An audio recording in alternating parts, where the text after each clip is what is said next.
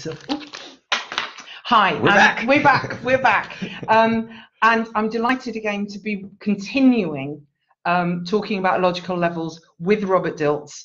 If you're switching on for this for the first time, go back and watch the logical levels being explained before you come into this section. This section will make more sense. Absolutely.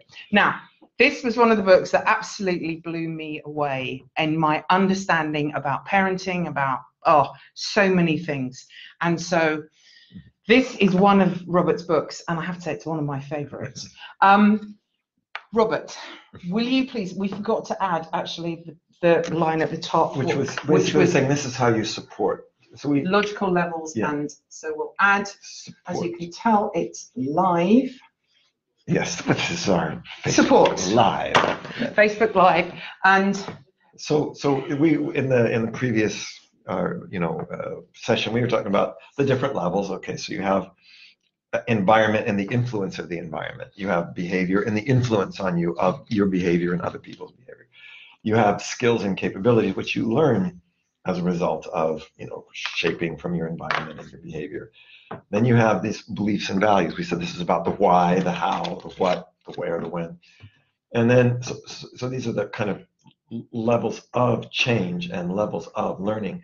We were talking about especially this notion of identity and my sense of my own identity, because again, at any of these other levels you can say I believe, I understand, I learn, I do, I experience, right? But there's an I who is the thing that organizes that all. And that I, if you shift the I, we're saying everything else is going to have to adjust. Now the I is also part of something bigger than the I, and that's also going to be a very important resource when we talk about supporting people in change.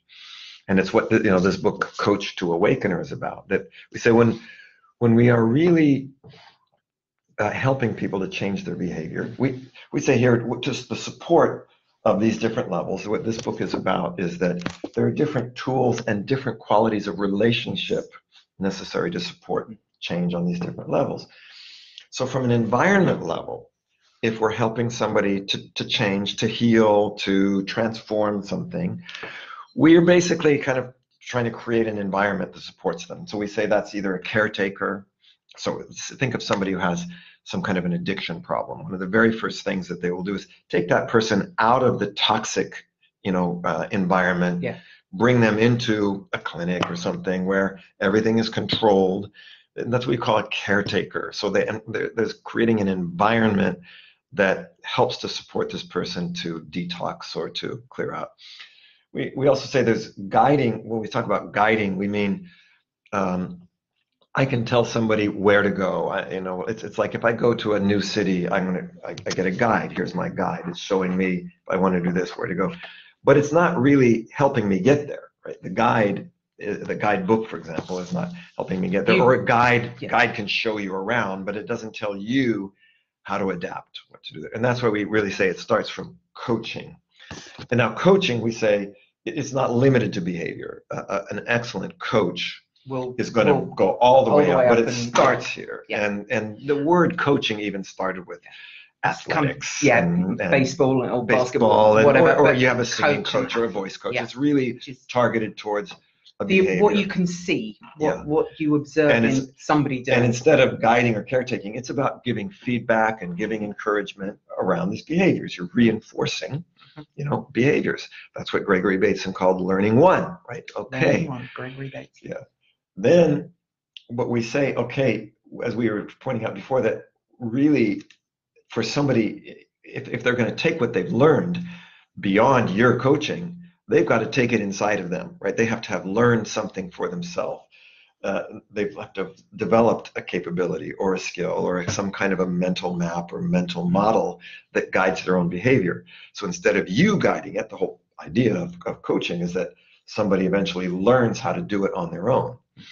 Now, we say a teacher is then somebody who also helps people get clearer. I mean, right now, I would say we're essentially teaching, right? Here's a model, we're explaining it. Hopefully, it's something that if you learn, it will help to learn new behaviors, etc.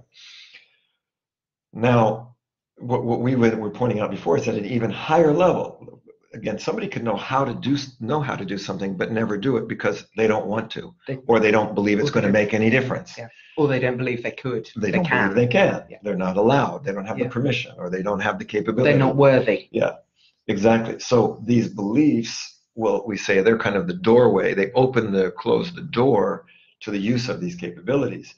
Now, to help somebody learn beliefs or change beliefs, you can't just teach them. I like to say when you try to teach beliefs that you basically are a preacher. And it works about that as well. Everybody goes, yeah, I know better. I know what I should do, but it doesn't make any difference.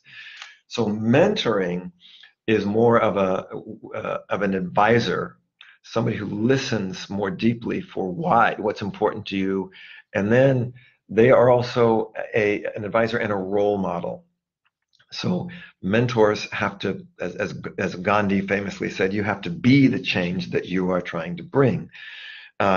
So again, I think when we think about parents, when we think about people who are working with traumatized people, yes, there are behaviors you're going to coach, there are things that you're going to teach them, but there's also the place where you've got to mentor them. A teacher explains, a mentor listens, and they listen deeply. Yeah. And then they're going to be more asking questions than giving information. Now then we're really emphasizing, I think, the importance of working with trauma of identity, because usually the biggest scar that trauma leaves, especially if it leads to what's called post-traumatic stress, post-traumatic trauma, it's because something has happened on an identity level. And that means that the person has taken something, we might say they've even identified with it.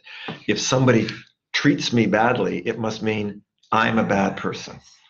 If somebody treats me or doesn't, how do we say, does not respect me, then I'm a worthless person, right? So very often this level shattering exactly of the identity. Think about this. I like to think of this identity is the container for everything else. If I shatter that container, everything else falls out. Yeah. And if that is not created appropriately in early infancy and early childhood, this is a life. This is why I wanted to do this with you, because for me this explains so much. And to heal that, we say you can't even just be a role model. You got to go even deeper. You can't even just listen. You're going even deeper. This notion of sponsorship. It's the same root as responsibility, right? If I'm taking responsibility, it means I deeply care.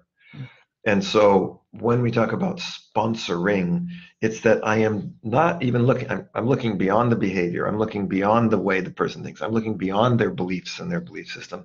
I'm really looking to the essence of that individual, even beyond the wound, right?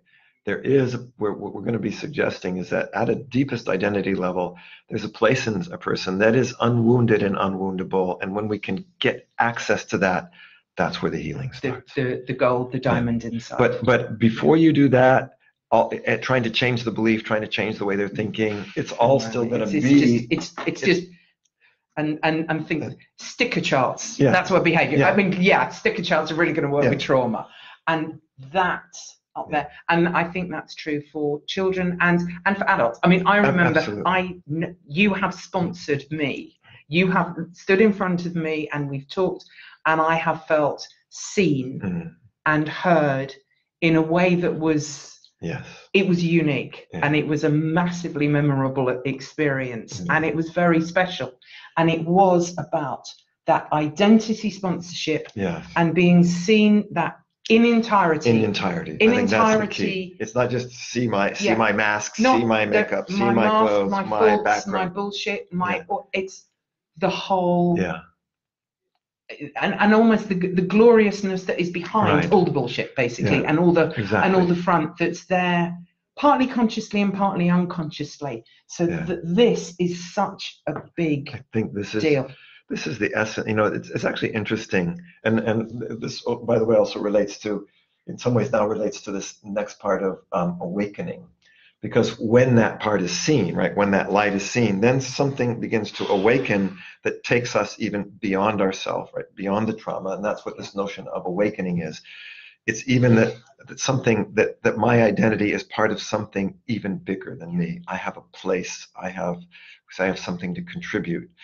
By the way, I like one of my favorite ways of expressing sponsorship is that Albert Camus, the philosopher, said, until a person has been seen and blessed by another person, they don't yet fully exist.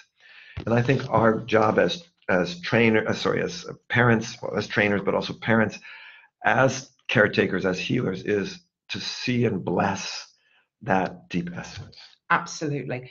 And one of the things I talk about with children who are neglected, if you've not been seen, do you even exist? Exactly. And I'm going to hold up a page from Coach to Awakener about that talks about sponsorship and negative sponsorship.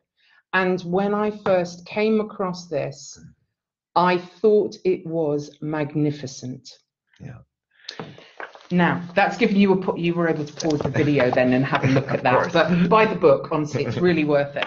But that sense of, I mean, for example, here, you are seen, really, you are non-sponsorship, you're not seen. Negative sponsorship, you should not be here. Yeah. Now, think of the number of traumatized children who are being neglected. They shouldn't exist. Or the child who has an alcoholic father or a violent father who says, you shouldn't be here, you little. Right. And that is, you should not be here. Who do you think you are? You're nothing. You are. Yeah. And of course, the following through, if I'm hurt, and again, if I'm bad, I don't deserve anything. I don't deserve to be. What I do deserve is to be punished. I deserve to be gotten rid of. I deserve to be, imprisoned in some way. Absolutely. And that makes sense of why traumatized children sabotage, because at a belief level, they don't think they're worth it. And therefore their behavior, good stuff's happening, I'm not worth it. So they will and not only that, if you try to do things, this is the interesting thing about what I see in a lot of trauma is that then even if somebody tries to support you, you're rejecting it. Absolutely. Because deep inside, they often talk about the notion of an imposter syndrome, right? If I really inside don't believe I deserve it, getting it is actually not a good thing. It's a bad thing. Yeah. And certainly whatever I get is going to be I'm going to lose right away because I don't deserve it. And this is why you see the sabotage. It's so fundamental. Now, this last part about the awakening, I think this is also can be important. I was reading a statistic where they said, of people that have truly not parental trauma as a child, but people that have experienced very traumatic things from war or automobile accidents and other things, only about 25% actually end up with post-traumatic stress. And they were looking at what's the difference, and what they found was that people who isolated themselves, who became isolated, would be the ones that get the post-traumatic stress. Ones that are actually brought into a community and supported social by engagement, polyvagal exactly. theory, vagal nerve, and of that. So this is that notion of when I'm part of something bigger than me, then I can also receive. Yeah. But what happens again, and you see this, in the U.S., there was just this somebody in, I forget which state it was. Anyway, a 17-year-old goes into school, kills 10 students and 10 others. And what do they say about this person? Was isolated, was alone. Was not part of something bigger than himself, wanted to commit suicide, I don't belong here, this is not my place. And we just see, for me, it's so astonishing that we don't see the incredible importance of this notion of sponsorship. Absolutely. And your concept, the limiting beliefs of helplessness, hopelessness, worthlessness, and I've seen those pervade through and fitting, seeing all this fitting in together. And you talked about post-traumatic stress. With children, we may not get that diagnosis of PTSD, but what they have is developmental trauma. Exactly. So that is even deeper. And So I hope you see how all this sort of links together. And the good news is that there are tools that can help you to Absolutely. transform the beliefs and go all the way up to really starting with this identity level, the identity and beyond. And for me, I think this, hearing you speak, and you are about to go and stand on a platform in front of a huge number of people, which, and yesterday, I don't know how many you had in the audience yesterday. Was 300 plus. Oh, it felt like a lot more. But Robert travels the world and is, he is an astonishing man. And he wants to create a world to which people wish to belong. And when I heard him say that the first time, I just, which I think you've seen me do a fair few times over the years. But I think you can see why, for me as an adoptive parent, I walked into the world of NLP from the world of traumatized children and went, oh my God, here are answers. Here's a roadmap. Here is a roadmap. And on that note, you get the chance to see this man live. You just have to do it. So from at the bottom of my heart, from my beyond identity and elsewhere, Robert, thank you so much. Very, very welcome. Thank you. We share that common mission. We starting with, and it starts with families to which people, to which they want to belong, and to which they can thrive, in which they can thrive, and to which they can contribute. And I personally, there are times when Robert has been there for me physically. We've been in a room and he has been there and as a mentor and a support, and he has also done it on countless times when we've not even been on the same continent, because he lives in my head. Which, by the way, is the cool thing about positive sponsorship, because when it's imprinted, that's the other side. It lasts Absolutely a long time. You don't, again, the problem with coaching is the coach has to be there. Yeah. Once it gets all the way up to here, now it's part of your operation. I mean, how wonderful having him living in my head as opposed to something less useful. So think about how that maps across to your life and to the life of your children. Thank you very much for watching. Take good care. Bye. And we have to do one more.